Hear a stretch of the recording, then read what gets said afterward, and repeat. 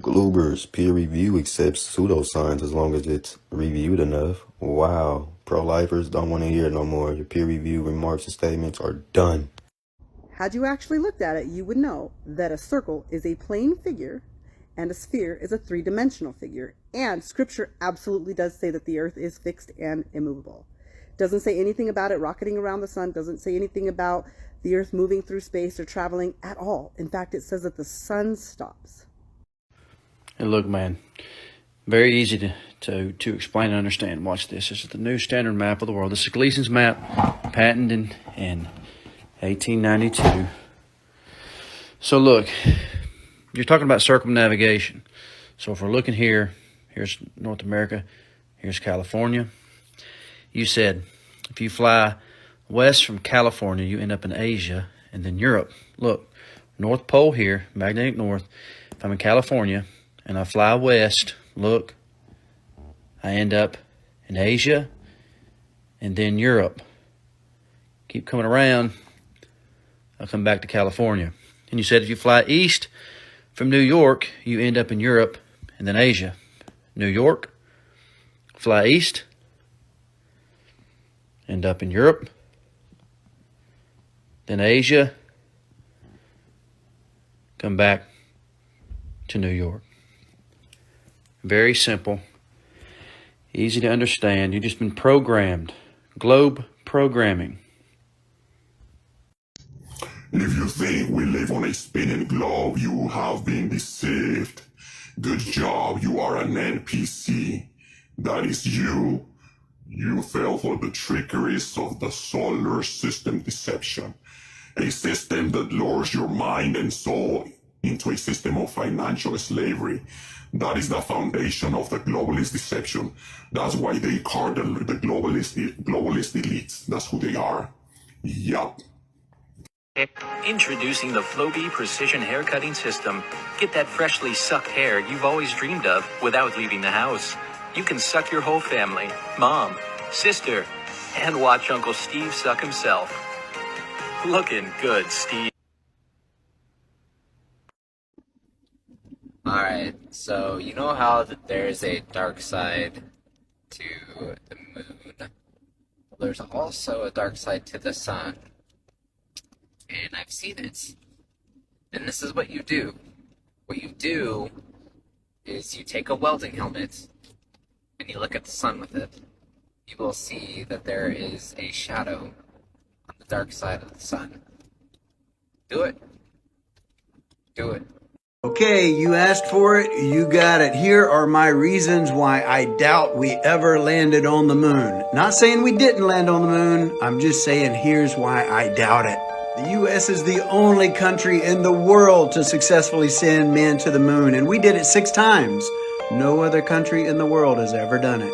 Winning the space race was huge for the United States in the middle of the mid-1960s because we were in a Cold War, we were in a very unpopular Vietnam War. The Russians were way ahead of us in the space race. They had the first successful space mission, the first monkey in space, the first man in space, the first satellite in space. We needed a win. Why haven't we gone back? Because we destroyed the technology, of course. Don't believe me? Check this out. I'd go to the moon in a nanosecond. The problem is we don't have the technology to do that anymore. Why? The problem is we don't have the technology to do that anymore. What happened? We used to, but we destroyed that technology. We destroyed it. It's a painful process to build it back. No one's ever been past the Van Allen radiation belts. Don't believe me? Check this out. As we get further away from Earth, we'll pass through the Van Allen belts, an area of dangerous radiation. Radiation like this could harm the guidance systems, onboard computers, or other electronics on Orion. We must solve these challenges before we send people through this region of space. We must solve these challenges before we send people through this region of space. You have to admit, the lunar lander looks comical, like a beach tent with some HVAC parts attached to it. Here's Neil Armstrong making fun of it. You know, there's an old saying in aviation that if it looks good, it flies good. And this has to be the exception to the rule because it flew very well, but it is probably the ugliest flying machine that was ever been designed. On a couple of the Apollo missions, they actually filmed the lunar lander taking off from the moon. They had a tripod, they had a camera, and the camera would zoom in and turn as it flew away, controlled by somebody over 200,000 miles away in Texas. That's pretty cool, huh? Look at this. The tripod zooms back, follows it up into the sky. Pretty amazing. Cameras only had film back then, so let's just say that you could control it from Texas. How'd they get the film? Here's a weird one. Supposedly on the moon there's no atmosphere, there's no wind, no breeze, no air.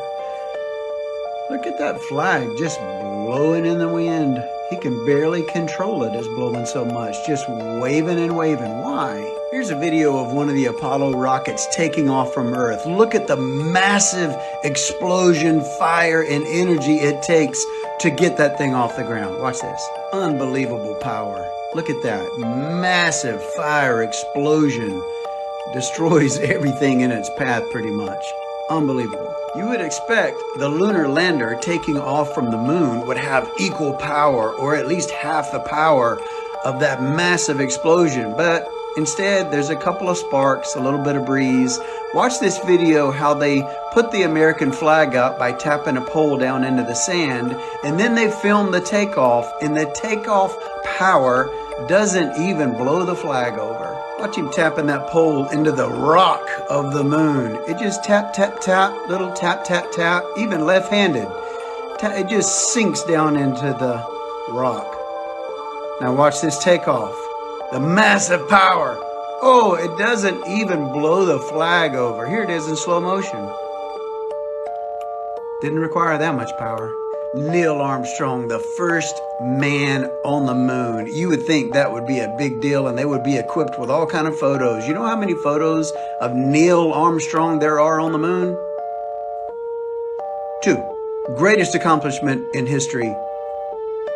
2 photos of him on the moon. And watch this interview. Any interview he ever had, he was extremely awkward and tried to tell us the truth. That July morning in 1969 when you came out and you gave that thumbs up, I mean, that was a very confident view you put on. Yeah, it was a little bit of a sham, I admit. A sham? We were confident in the equipment and our own readiness to go, but you know, the reality is a lot of times you get up there, get in the cockpit, and something goes wrong somewhere, and you go back. This is another funny one. Nixon's phone call to the moon. Okay, yeah, he didn't phone call landline to the moon. He called Houston, Texas, and was tied into a radio that was communicating with the moon. But radio communications requires massive antennas on both sides. Where was the massive antenna on the moon on the lunar module? That phone call took place June 20th, 1969 at 11:49 Eastern Time. So Universal Time, this is the time it would be. Let's see where the moon is in relation to the Earth, if that radio call was even possible. So it would have to be from the United States to the moon, a direct shot, so nothing was in the way, not the curve of the Earth. But as you see in this video, the moon is behind the curve of the Earth from where they made that call in Washington, D.C. and Houston, Texas. Follow me on this one. They say we weigh 1/6 what we weigh on Earth on the moon. So if I weighed 180 pounds and I've got a 180-pound spacesuit on, that's 360 pounds divided by 6 is 60 pounds. So if these spacemen in their suits were 60 pounds, like a 60-pound kid walking around, why would they look like this? I'm going to show you in slow motion the way NASA gave it to us, and then I'm going to show you in normal speed. Look how comical this is. Here it is in slow motion as NASA gave it to us. Kind of floaty. Oh my gosh, that's so cool. I wish I could be up there on the moon and bounce around like them. Look at them just practically floating. How many 60-pound kids on Earth walk around like that? I would say 0. 60 pounds is 60 pounds. You can almost see the harnesses holding them up and how they're having trouble walking with it and just stumbling over. Now look at it in normal speed and you'll see that it makes a little more sense. They're just running through the desert, it looks like. Not real floaty or nothing. They're just jumping up and down and look pretty normal to me. Now the falls looks like a harness. Looks like a harness to me. Like they're holding them up and they're having trouble with it. comical. 24 men have gone to the moon. 12 have actually walked on the moon. Yet not one of them, with all the footage, all the video, all the pictures, not one of them thought to look straight up at Earth and show the video or the picture of Earth directly overhead, because we on Earth see the same side of the moon all the time. So Earth would be directly overhead from the moon all the time. Not one of them thought to turn the camera up and look at Earth. Pretty crazy, right?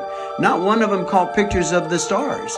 They could tune the adjustments on the camera to see stars, but there's not one star ever shot from the moon with their footage. Why? This is the famous Earthrise shot from one of the Apollo flyby missions taken from the capsule itself on flyby. Very impressive, very nostalgic, unbelievable. Recently, Artemis Project sent Orion up to the moon to get beautiful shots of Earth. Comparative to this, it's like, okay, wow, we're going to get so much better because we're so further along with technology. Here's the shot of Earth from Orion just a few months ago. There it is. There it is.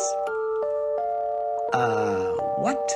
And if that wasn't enough, here's one that has stumped me. There are 3 lunar rover vehicles left on the moon, and there are 6 sets of legs from the lunar module takeoff. They left the set of legs on the moon. 6 sets of legs, 3 lunar rovers on the moon. All of our powerful telescopes on Earth, not one of them can get a shot of that stuff. We can see other galaxies from Earth with our powerful telescopes, yet not one telescope can see the stuff that was left over on the moon.